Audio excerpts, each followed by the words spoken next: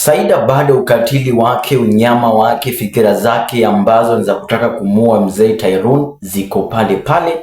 Na sasa hivi mtazamaji, kuna jambo ambalo lazima nikwambie. Tafadhali sikiliza video hii hadi mwisho ndiposa uweze kusikiliza hili jambo ambalo naenda kukwambia kuhusu Saida, ambalo huenda likamweka pabaya ama huenda likamweka pia mzee Tyrone pabaya. Kwanza kabisa, kama hujaweza kusubscribe ndani ya chaneli yetu ambayo unaipenda wewe, ambayo pia ni yako ya Trenda Kenya, subscribe. Na ikiwa uko pale Facebook, tafadhali piga like na follow. Kama uko pale TikTok umeona sura hii mbele yako, piga hiyo like na follow, tuende kazi. Mtazamaji, Saida mpango wake bado uko pale pale na amesema kwamba lazima hawezi kumuua mzee Tyrone. Kuna jambo ambalo mimi najaribu kujiuliza, ni kwa nini sasa huyu mwanamke Aziri bado kuwa na hizi fikra potovu? Sababu sioni kitu kibaya ambacho mzee Tyrone amemfanyia ambacho kitapelekea yeye kuweza kumuua mzee Tyrone.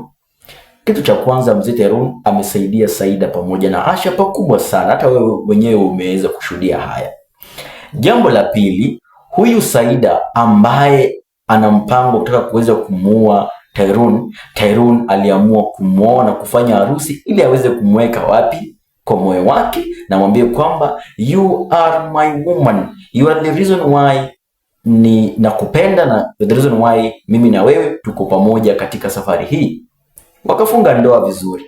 Lakini cha kushangaza zaidi mtazamaji, huyu Saida ameingiwa sijui na majini, mashetani, ama tu ni mwanamke mbaya, ameamua kupanga mpango mwingine tena wa kuweza kumuua mzee Tyrone. Ya kwanza iligonga mwamba, tuliishuhudia mimi na wewe, ambayo huyu tu Saida alipanga na Bryson ambaye alifanya mambo yake, ajali katokea, na bahati ya Mungu kwenye ajali hiyo mzee Tyrone hakuwa ndani ya gari ambayo ilipata ajali. Alafu mtu ambaye aliweza kukumbana na ajali hiyo si mwingine bali ni Asha, mtoto wake Saida. Saida akabaki na what is happening? Kwa nini nataka kuua mtoto wangu? Lakini mtazamaji, kushangaza zaidi, bado Saida na mipango ya kutaka kumuua mzee Tyrone. We don't know huyu mwanamke mpango wake ni upi, sababu tunajua kwamba ndio anapenda pesa, lakini mzee Tyrone hajanyima Saida pesa, hajanyima Asha maisha mazuri, na hata alikiri kwamba ikiwa Asha si mtoto wake, bado watachukua jukumu la kuweza kuwa kama baba yake, kumpatia yale ambayo Asha anahitaji na kuhakikisha kwamba anawapenda kama familia. Lakini what is not happening, still huyu Saida, she is trying to kill mzee Tyrone. Mbona utake kumuua mzee Tyrone? Mbona amekufanyia nini? Mtazamaji, inauma. So this is hivi ndio matukio yanaendelea sasa hivi. Tumeona kwamba mambo mengi yameendelea pale kwa kipindi. Robert kwenye hali ambayo si nzuri, ulimuona pale, na kwa upande mwingine Asha ameanza kurecover, lakini Saida ikiwa pale hospitalini bado fikira zake ni potovu za kusema kwamba I will make sure Tyrone is dead. Why? Because ana feel yule msichana ambaye aliingia kwenye mansion, that lady, yule msichana ambaye jina lake ni I think Kyla.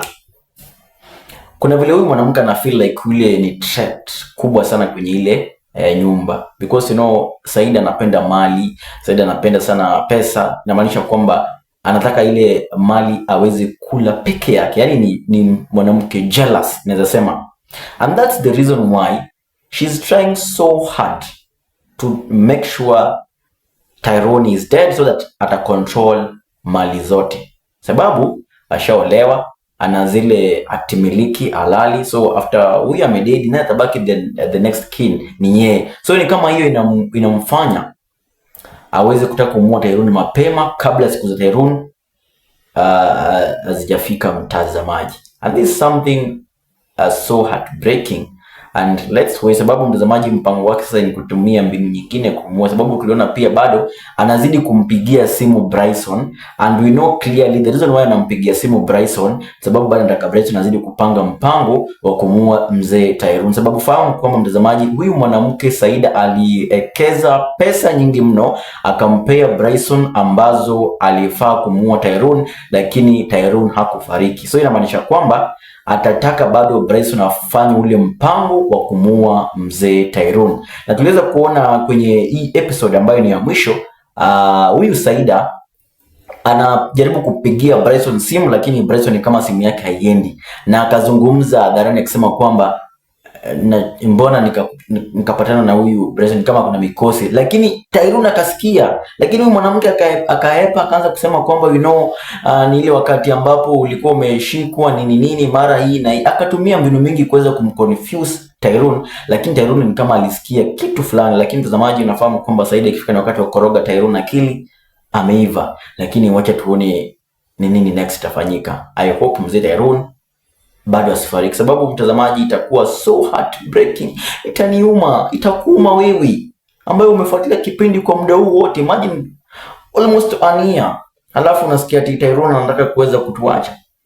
Hapana, wacha Saida ashikwe mapema kabla hajafanya mipango ambayo anayo.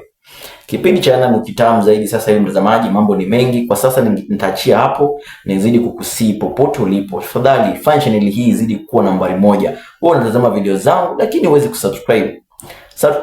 Kusubscribe channel hii ni bure, yani haulipishwi. Finya tu ile subscribe button, hata kama utafuatilia tena, finya tu subscribe button, like the video so that iweze kuendea watu wengi mno. Maana mtazamaji, wewe anasema kwamba wewe ambao umechukua fursa yako ukaweza kutazama video yangu hadi mwisho, wewe ni wa maana zaidi kuliko yoyote mtazamaji, na nakuenzi, na wewe ndiye mtu bora zaidi kwa maisha yangu sasa hivi. Subscribe, just know wewe ni bora zaidi. Like this video and don't forget to share this video mtazamaji. Niite Collins Kebaso, na siku zote hii ni Trenda Kenya.